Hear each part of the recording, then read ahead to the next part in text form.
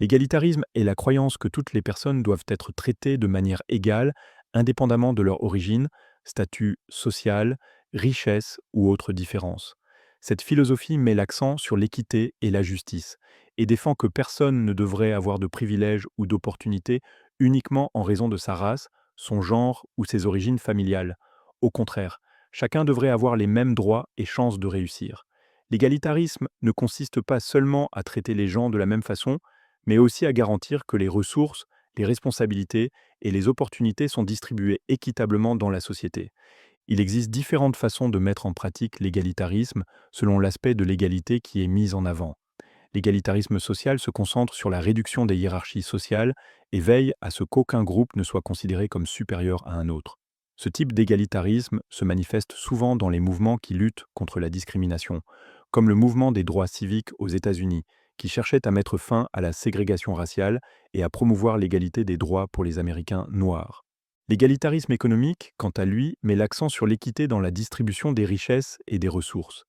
Les défenseurs de cette forme d'égalitarisme croient que chacun devrait avoir accès aux besoins fondamentaux comme la nourriture, le logement, l'éducation et les soins de santé, quelle que soit sa situation financière.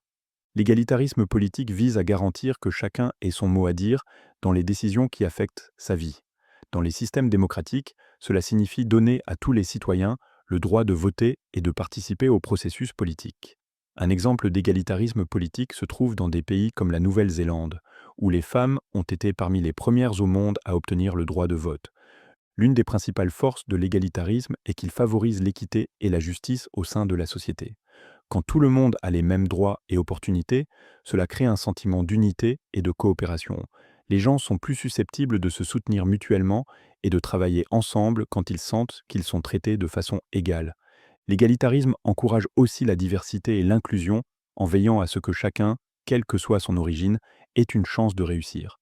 Cela mène à plus d'innovation et de créativité, car des personnes avec différentes perspectives contribuent avec leurs idées et talents. Une autre force de l'égalitarisme est qu'il aide à réduire la pauvreté et à améliorer la qualité de vie de tous les citoyens. Quand des ressources comme l'éducation et les soins de santé sont accessibles à tous, les gens ont de meilleures chances d'améliorer leur vie. Cela crée une population plus saine et plus instruite, ce qui profite à l'ensemble de la société. L'égalitarisme fait cependant face à des critiques. Une difficulté majeure est que parvenir à une véritable égalité peut être complexe et peut nécessiter des changements significatifs dans les systèmes existants. Par exemple, réduire les inégalités de revenus implique souvent d'augmenter les impôts des plus riches pour financer des services publics pour tous. Cependant, cela peut entraîner une résistance de la part de ceux qui se sentent injustement ciblés ou qui croient que de telles politiques découragent le travail acharné et l'innovation. Un autre défi est le conflit entre l'égalité et la liberté individuelle. Certains soutiennent que forcer tout le monde à avoir les mêmes opportunités peut limiter les choix personnels ou les ambitions. Par exemple, si un gouvernement établit des règles strictes pour assurer l'égalité des genres dans certaines professions, certains peuvent sentir que cela interfère avec leur droit de prendre des décisions concernant l'embauche ou les parcours professionnels.